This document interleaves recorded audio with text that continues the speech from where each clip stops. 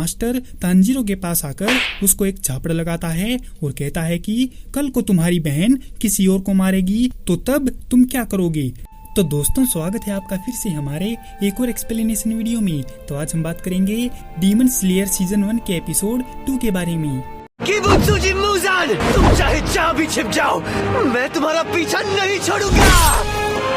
पिछले एपिसोड में हमने देखा था कि तांजीरो नाम के लड़के की फैमिली को एक डीमन मार डालता है, बस उसकी एक बहन नेजुको को छोड़कर, जो अब एक डीमन बन गई है। और उसे ठीक करने के लिए एक डीमन स्लेयर ग्यू तांजीरो को माउंट सगिरी के एक बूढ़े के पास भेजता है। माउंट सगिरी के रास्ते में तांजीरो पास के एक किसान से पूछता है कि क्या वो उसकी टोकरी, पुआल और बांस को अपने साथ ले जा सकता है। किसान उस टोकरी को दे देता है क्योंकि वो उसके कोई काम की नहीं है। तांजीरो टोकरी की कीमत चुकाने के लिए किसान को पैसे देने की बात करता है, लेकिन किसान मना कर देता है, जिस पर तांजीरो जबरदस्ती उसके हाथ में थोड़े कॉइन रखकर वहाँ से निकल लेता है। तांजीरो नेजुको को एक छोटी सी गुफा में देखता है जो गड्ढा खोदकर उसमें बैठी हुई है, क्योंकि उसको धूप में नहीं जाना है। तो तांजीरो उस बांस और घास को काट पीट कर एक सही वाली टोकरी तैयार कर देता है और नेजुको को उसके अंदर आने को बोलता है, क्योंकि उसको दिन में भी आगे बढ़ते रहना है। जब नेजू अंदर जाने की कोशिश करती है तो वो टोकरी छोटी पड़ जाती है। तांजीरो उसको एडजस्टमेंट करने को बोलता है तो वो जैसे तैसे करके उसके अंदर घुस जाती है। तांजीरो टोकरी को अपनी पीठ पर बांध लेता है।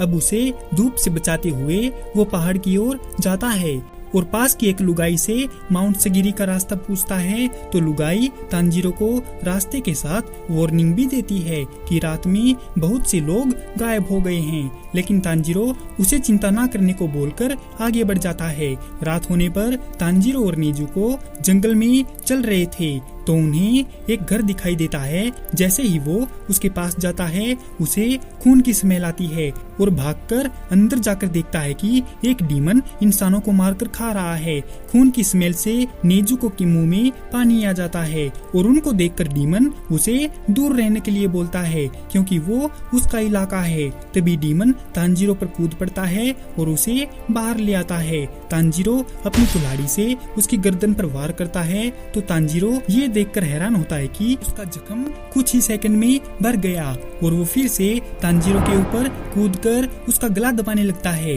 अपने भाई को मुसीबत में देखकर नेजू डीमन को बढ़िया वाली लात मारकर उसका सर धड़ से अलग कर देती है। डीमन का सिर उससे बात करना शुरू कर देता है। वो इस बात से नाराज है कि उसने सही अंदाजा लगाया था कि उनमें से एक डीमन है और वो अपने ही बिरादरी वालों को पीट रही है। उस डीमन की बॉडी नेजुको को पीटने लगती है, जबकि उसको बचाने आई तांजीरो को उसका सिर रोक लेता है और अपने बालों से उसकी कुल्हाड़ी को जकड़ लेता है। डीमन नेजुको जंगल में फेंक देता है तो तांजीरो उससे पीछा छुड़ाने के लिए डीमन द्वारा जकड़ी हुई कुल्हाड़ी को ही दूर फेंक कर मारता है, जिससे वो शैतान पेड़ में फंस जाता है। सिर से पीछा छुड़ाने के बाद तांजीरो नेजुको के पास पहुँचता है जिसे वो बॉडी पीट रही थी। तांजीरो उसे लेकर खाई में कूद पड़ा, लेकिन गिरने से पहले ही नेजू उसे बचा लेती है और खाई में गिरकर डीमन का काम तमाम हो जाता है और उस दर्द को महसूस करके उसका सिर बेहोश हो जाता है। तांजीरो सूंघता है कि इसकी स्मेल उसके घर वालों की स्मेल से अलग है। अब तांजीरो को उस डीमन को मारना है, लेकिन वो ऐसा नहीं कर पाता। डीमन मारने में उसकी फट रही थी। तभी पीछे से किसी की आवाज आती है। तांजीरो देखता है कि वो एक मास्कमैन है, जिसके कदमों की आहट तांजीरो को भी नहीं सुनाई दी। आदमी बोला कि डीमन ऐसे नहीं मरेगा, इसके लिए कुछ और सोचो। तो तांजीरो उसे पत्थर से मारने की कोशिश करता है, लेकिन वो फिर से हिचकिचा रहा है। आदमी को लगा इससे घंटा कुछ नहीं होगा, इसमें हमदर्दी कुछ ज्यादा ही है। तभी वो डीमन होश में आकर तांजीरो को मारने की धमकियां देने लगता है, लेकिन सुबह की धूप में डीमन जलकर राख हो जाता है।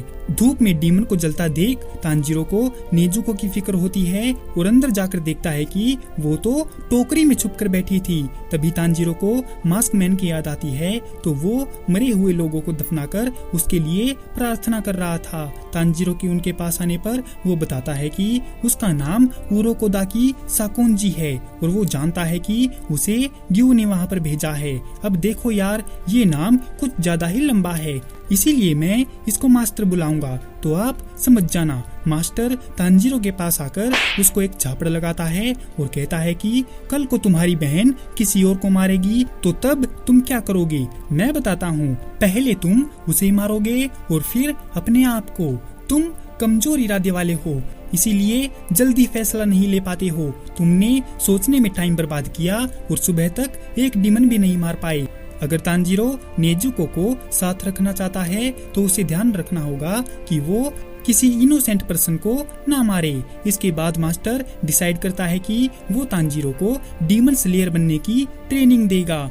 वो तीनों वहाँ से निकल पड़ते हैं तो तांजीरो देखता है कि बूढ़े होने के बावजूद मास्टर तो बहुत तेज है और उसकी भागने की आवाज भी नहीं आती। तांजीरो नेजुको से माफी मांगता है क्योंकि भागने की वजह से वो टोकरी के अंदर टकरा रही है और उसे सब्र रखने के लिए कहता है। उसे याद आता है कि उसने नेजुको को अपना फटा हुआ कीमोनो ठीक करते हुए देखा था और तांजीरो को उसके लिए एक नया खरीदने की बात पर वो इसे ही ठीक करने की बात बोलती है ताकि उसके भाई बहन भरपेट खाना खा सके। तांजीरो को ये बात याद आते ही आंसू आ जाते हैं और वो वादा करता है कि वो नेजुको की हर ख्वाहिश को पूरा करेगा। जैसे ही सूरज डूबा, थका हुआ तांजीरो पहाड़ के नीचे साकुंजी के घर पहुंचा। सांस लेते हुए वो पूछता है कि क्या वो उसके टेस्ट में पास हो गया है।